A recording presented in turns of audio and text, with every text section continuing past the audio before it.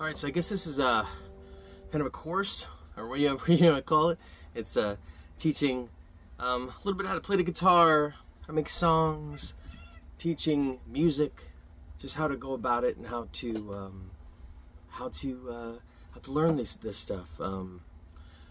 This is how I learned it. This is my philosophy. These are my techniques. This is everything. So everybody's got their own way. This is my way. I broke it down into 6 steps. All right. Step 1 is learn the basics. Right. As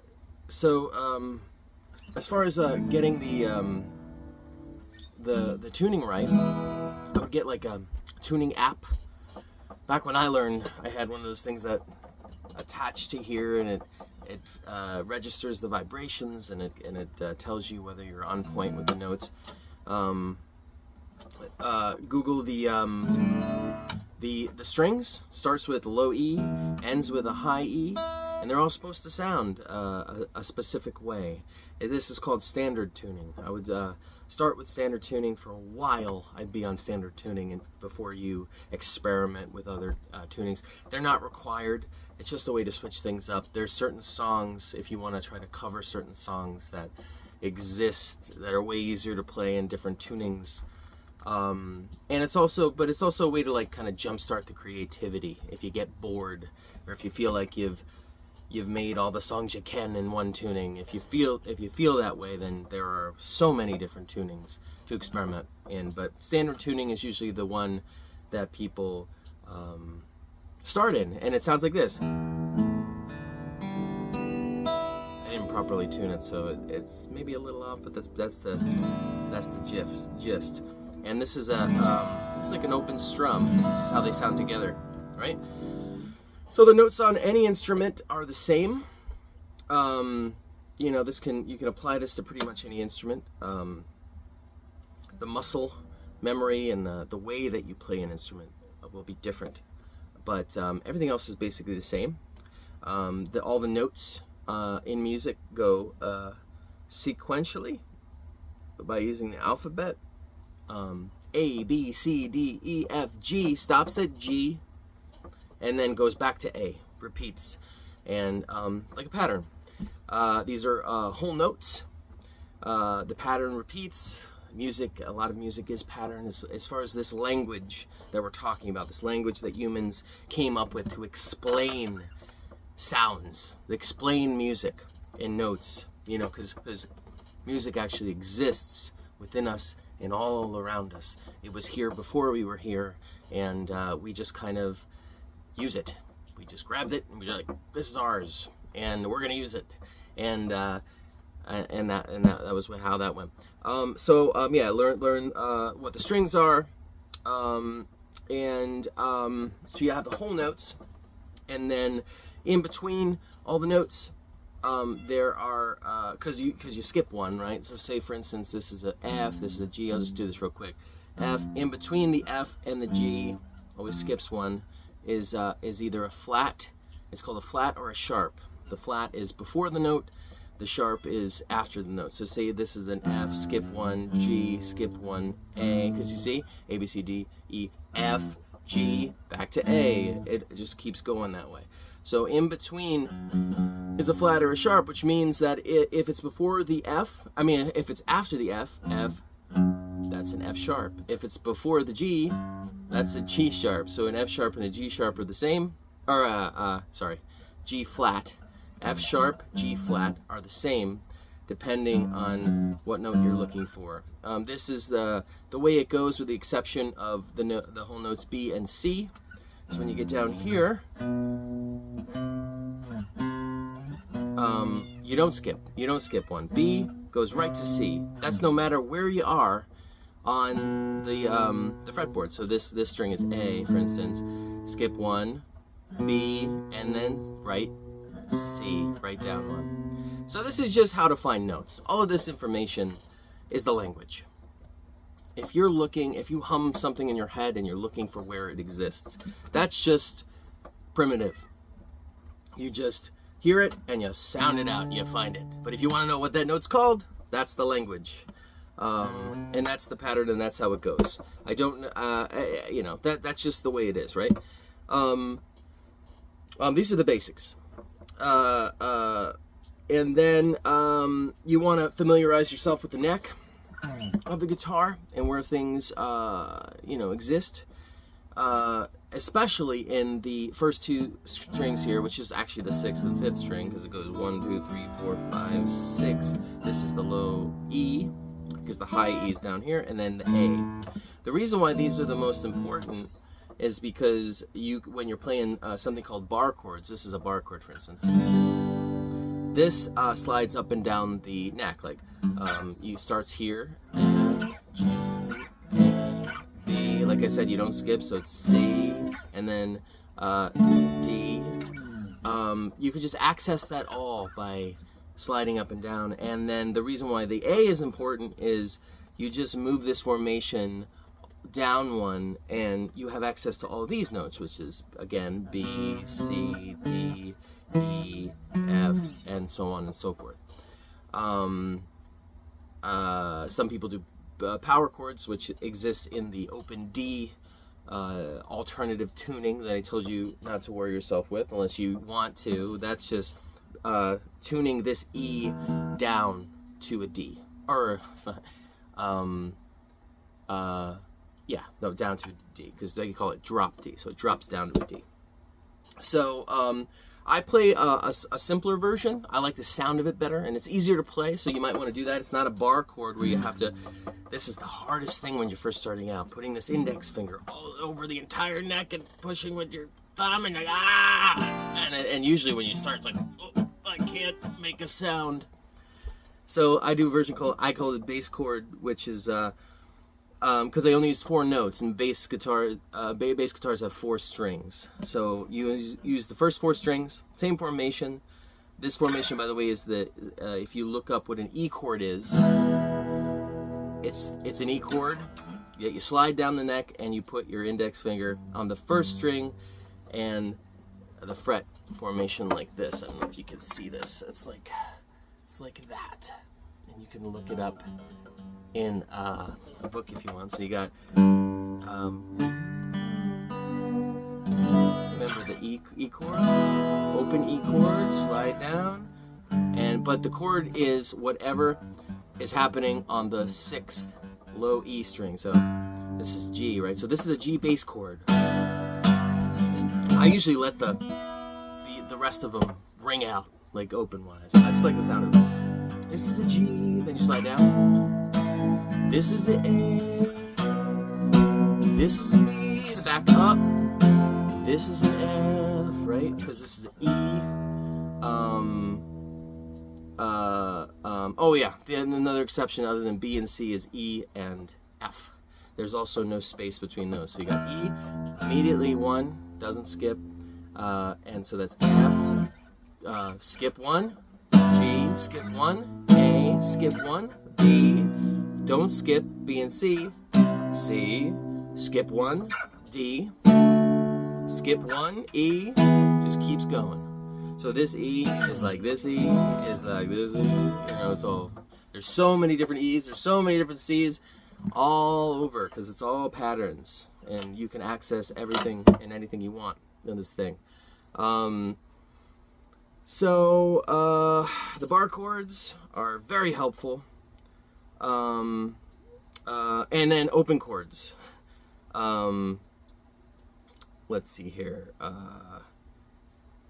So again, you know, Google is your friend. If you want to know what string, where on the neck a certain note exists, what string, oh, what is this 3rd string? What is this string that's actually the 4th string? What is this called? Google it.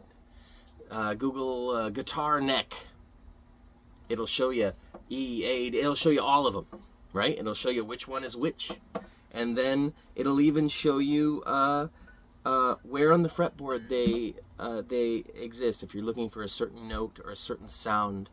Don't be afraid to use your phone or device to answer such questions. The internet is bad. There are a lot of reasons why the internet is bad, but this is not one of them. This makes things go quick and run smoothly. So this is step 1. Step 2 is get a chord book or app.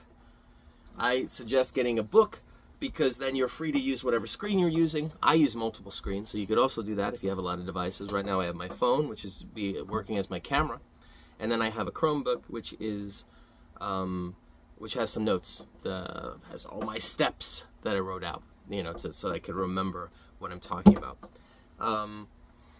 That's okay too. But especially when I started out, I had a chord book. It's good to just reference a book. See, like, oh, I want to play a C. How do you play a C? And you look it up. But you could also Google this. You can use a device. But having a book is handy. A little tiny, compact chord book would be nice. Apps are great. Now, they have lots of free chord apps. So you don't have to pay anything for this. This is all free. Anyone can learn this. Access the guitar. That costs money. But everything else, there's a free way to access all of this information, including what you're watching right now on YouTube. It's all free. Learn the chords. I would say you don't worry about anything fancy. Don't get fancy about it. I love open chords. A lot of the stuff I've ever done exists in open chords. There are people who say that's kiddie stuff. That's lame. That's bad music. I love the sound of an open chord. I think it's nice and full. I think you can access any song that you want from these first 4 frets. You can call it lame. It's just truth, man. If you don't like it, whatever. I mean, there are people. I'm not saying it's bad to play the more complicated chords. And if you want to go into advanced areas like that later on, then do it. But don't complicate things, especially in the beginning. Make music, write songs. Open chords are your friend, and there's no rule that says that you have to ever give them up if you like it. If this is home, if this is where you feel nice, and you know what's great about this? Like, you can look. It looks great to be like. It looks great, right? You look like a savant. Right? You're a genius. Congratulations. But if you're looking to go to an E and then jump to a D, look at that. You see this? You see that? Boop, boop, boop. Not like do, do, do, do, do, E, and then no. There's no reason for that. All right? G, C, D, E, A, D. Look at this. I'm not breaking a sweat. I'm not hurting my hand. It's just like, ooh. I'm sleeping through this shit. You see what I'm saying? Open chords. That's where it's at. On your open chords. They're your friend. Let's see here. All chords can basically be accessed. First 4 frets. Yes. Just truth. It's all, you know, the rhythm is another thing. It's really not the chords you're playing, it's how you play them. And that comes with practice. Virtually all songs can be accessed here. And then, yeah, so get a chord book. Learn the formation. I'm not going to bore you and sit here. This video is already going long. And show you how to play a C chord. There are simple YouTube, you could look up YouTube videos that are simply about how to play each chord. If you want to do that, you can also just Google it. A chord book will show you where you are to place each finger, right? And another thing you'll notice, I'll say this, I didn't write this in step 2, but all of these patterns, like I said, they repeat. So you have the shape of an E chord, you slide it down here, and if you see the way I typically play an E is like this. You'll look it up and it'll show you like to use different fingers. It's all the same formation. Obviously when you're playing those bass chords, your formation will look a little different, where you'll use the pinky, and it just makes using it a lot easier. When you move everything down, you might be in a situation where you have to mute a string because it doesn't sound as good. That's eventually, one of the things I would recommend is that bass chords are great in the beginning, and I still use them, but you're gonna want to learn how to do a bar chord. You're gonna want to learn to get this index finger used to pressing down on all of the strings, because it makes doing these chords that start on the A string a lot easier. And that's how I primarily do the B chord. You know, like I said, you can do it from down here, and I have a lot of songs that use that B, but yeah, and I usually will use this B because I can access it again in these first 4 frets. So if I'm doing an E that goes to B, it's just easier to jump from there to there. There's some songs where the only bar chord I use is the B, so that I don't have to jump down there, or I don't have to do anything that's a little bit more complicated. Now and the chord book will also teach you the minors, the majors, the sevenths, the sus2s, the ninths. There's all these different versions of these chords. Then they sound slightly different, and they give these nice little beautiful like accents, and just like oh, that sounds beautiful, look at that, that's classy, that's jazzy, that's bluesy, that's this, that's that. But they're all just whatever the whole note of the chord is, basically, with the exception of the major and the minor. Minor gives you that sad music, but also it's like kind of outlaw. He's on the run from the law, or I don't know where I'm going in my life. But then you switch to major, and it's like, I know exactly where I'm going today. Everything is great. I woke up on the right side of the bed. You see, it's like a little different. Major, having a major time. Minor, it's not so much. It's minor, a little bit. I don't know. It's okay. So, major and minor, everything else, they all have their own sounds, but just focus on the whole notes. Focus like on the chord progression of. I don't fuck with the whole number system. I don't really mess with music theory. I don't mess with the full language. I've always found it limiting, because this is only well, I'm not going to get into that now, because this is the first video, right? I'm going to do a couple of these until we get to 6. Because, like I said, we're going up on a long time right now. This video is long. This is the first 2 steps. Think of it as like your first lesson. Take what I taught you here, which I know a lot of what I said is Google, which is fine. You know, when I did a lot of self-teaching in the beginning, but I also did have a teacher. And this teacher in the beginning, what they'll teach you is the basics, because that's what you have to do. It's just about growing, right? This is about taking the information that you need and practicing and letting it go, letting it sit in the brain, and just get comfortable with the neck, learn the strings, learn where the notes are, learn some chords. Another little thing, because I'll talk about this later, but I'll give you this too. Learn some chords, yeah. Put some of these chords together. Now it's not gonna sound perfect when you first start out. Some of it's gonna be muted, some of it's not gonna sound. Try to press down as hard as you can. It's not gonna feel too nice, you know, because I'll talk about this later too. How you're gonna have to develop calluses on your fingers, and until you get those calluses, it's gonna be slightly painful. But press through it, and just do the best version of the chord that you can. You know, if you're learning on an electric guitar, it's going to be a lot easier for you. It's still going to hurt because, you know, they're thinnest strings, so it's going to pierce through you. But it's easier to fret the chords. It's harder to play on an acoustic guitar. It's just rougher. So, and the strings are different.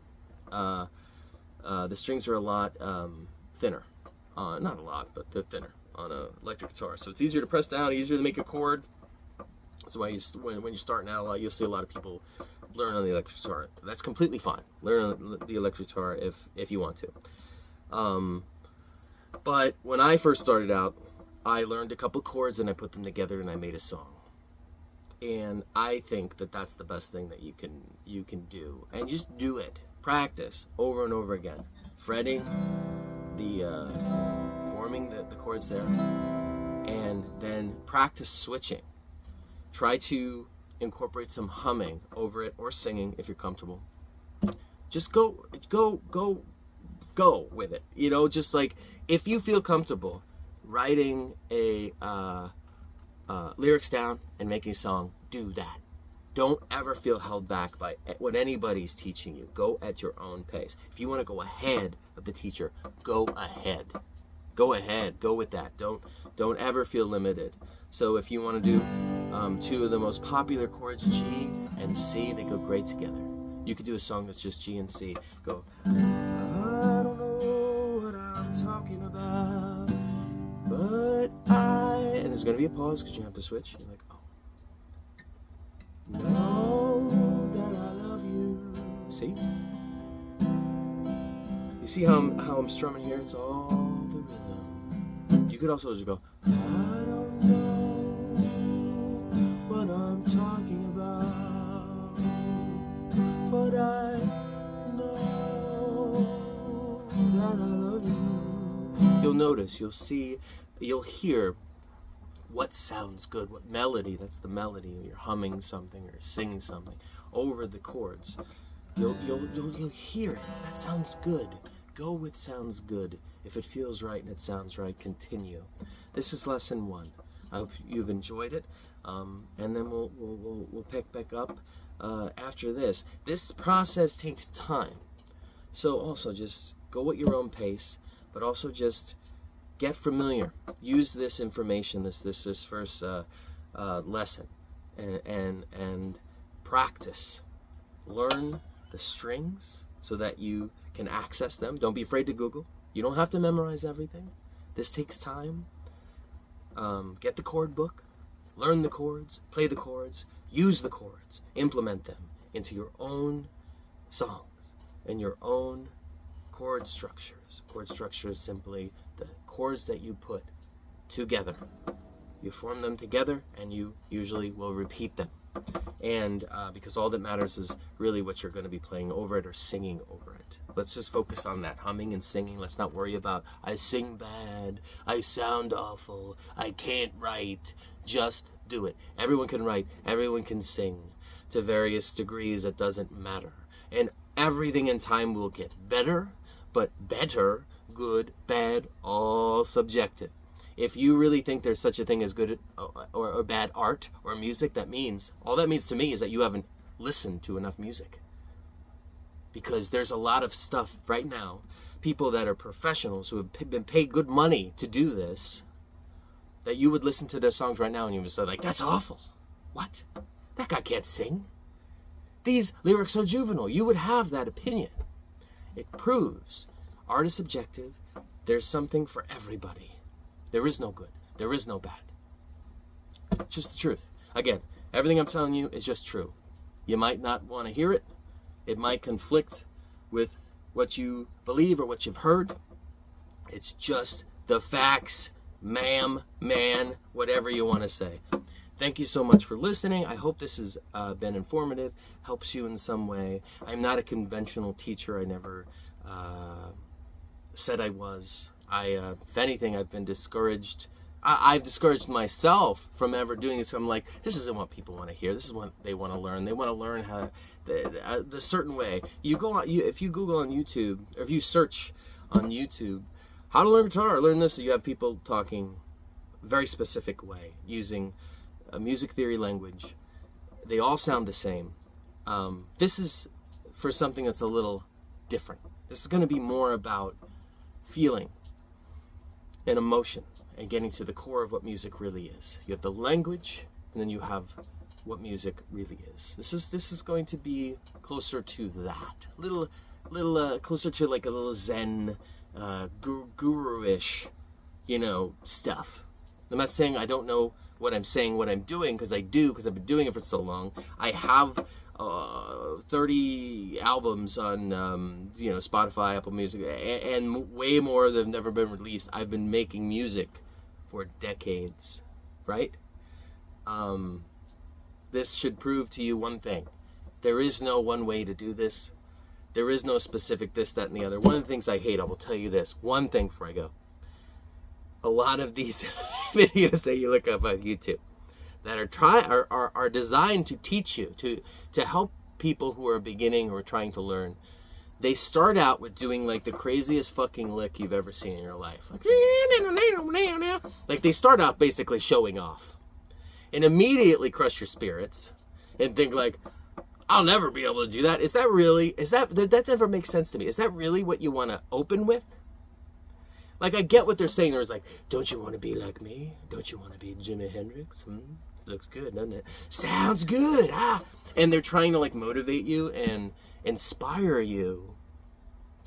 I just don't think that's the way to go about it. I don't. I really don't. I wouldn't be surprised if people watch that video and immediately turn it off and it's like, well, fuck that New Year's resolution. That's not happening. This is accessible. You just have to believe it is. And you have to start where you start.